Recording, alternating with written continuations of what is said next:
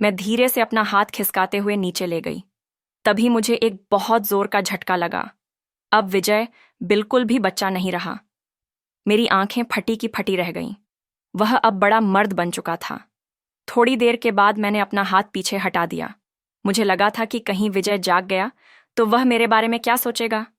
तभी विजय बोला, प्लीज रानी, अपना हाथ ऐसे ही फेरती रहो, मुझे बहुत अच्छा महसूस हो रहा है। विजय मेरे अंकल का लड़का है, जो लगभग मेरी ही उम्र का है। मेरा नाम रानी है।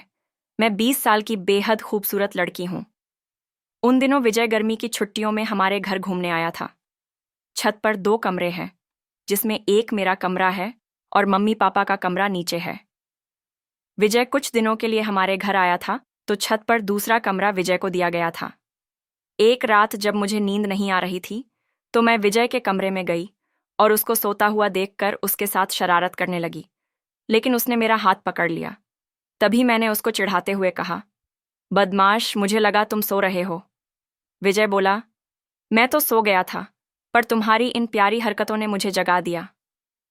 मैं फिर से बेझिझक होकर उंगलियां फिराने लगी। जैसे जैसे मेरे हाथ नीचे बढ़ रहे थे, मैं उसके साथ खूब शरारत कर रही थी। विजय शर्म से लाल पीला हो रहा था। मैंने बोला, विजय, तुम शर्मा क्यों रहे हो? बचपन में भी तो हम दोनों इस खेल को खेलते थे, डॉक्टर वाला। तभी भी मैं डॉक्टर बनकर पूरे शरीर की जांच किया करती थी। तभी विजय बोला, हाँ, हम बचपन में भी खेलते थे, लेकिन तब मैं बच्चा था। मैंने कहा, तो क्या हुआ विजय? अच्छा चलो, अब मेरा हाथ छोड़ो और मुझे देखने दो। मेरे इतना कहते ही विजय ने मेरा हाथ छोड़ दिया। थोड़ी देर के बाद मैं अपना हाथ थोड़ा और नीचे ले गई। तभी मुझे एक जोरदार झटका लगा। मुझे लगा, अब सच में विजय बिल्कुल भी बच्चा नहीं रहा। मेरी आंखें खुली की खुली रह गईं। तभी विजय बोला, क्या हुआ? मैंने कहा, विजय, तुम तो अभी बिल्कुल भी बच्चे नहीं रहे। तुम तो बहुत बड़े हो गए हो। मैंने तो सपने में भी नहीं सोचा था कि तुम इतने बड़े हो गए हो। विजय ने कहा, रानी, तुम भी तो पहले से बहुत ज्यादा बदल गई हो।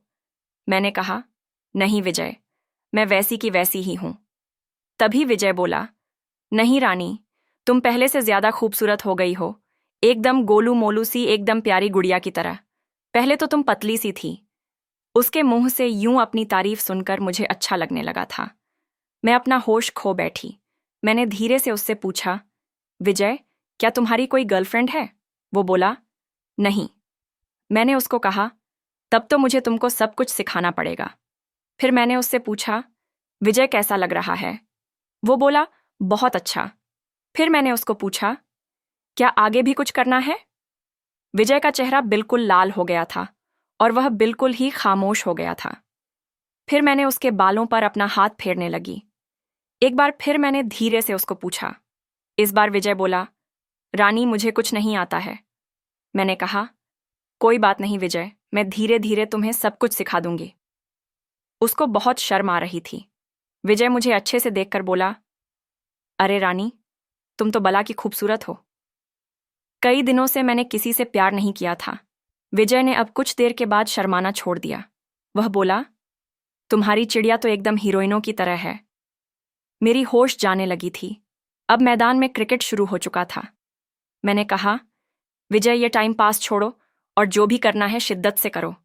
मेरे इतना कहते ही उसको थोड़ी झिझक महसूस हुई। मैंने कहा, डरो मत, थोड़ी देर के बाद तुमको बहुत अच्छा लगेगा। करीब 2 घंटे बाद मैं होश में आई।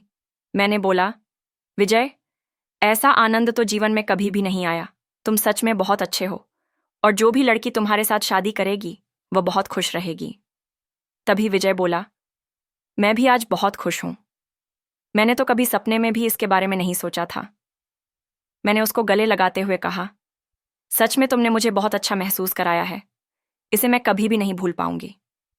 16 दिनों तक विजय मेरे घर पर रुका था। 16 दिनों तक हम दोनों ने खूब एंजॉय किया। अगर आप कमेंट में पार्ट 2 लिख देंगे तो जो कुछ भी हुआ था सब कुछ मैं अगली वीडियो में पूरे डिटेल में बताऊंगी। तो आने वाली वीडियो देखने के लिए इस वीडियो को लाइक करके इस स्टोरी एक्सपीरियंस चैनल को सब्सक्राइब कर लीजिए।